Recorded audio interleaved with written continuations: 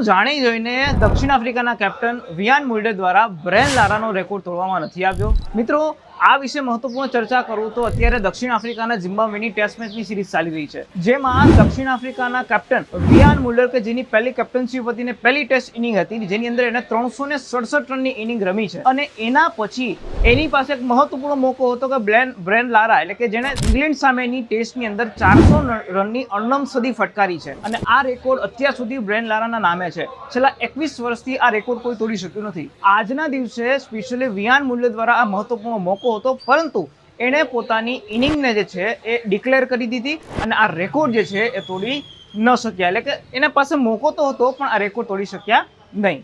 તો મને પ્રશ્ન થાય છે કે શા માટે વિયાન મુલ્ડરે આ બ્રાયન લારાનો રેકોર્ડ તોડ્યો નથી? અમને તો એવું લાગે છે કે એક બ્રાયન લારાને રિસ્પેક્ટ આપવા માટે આ રેકોર્ડ તોડવામાં નથી આવ્યો. તમને શું લાગે છે? એનો જવાબ આ કોમેન્ટ બોક્સની અંદર નીચે આપી દેજો.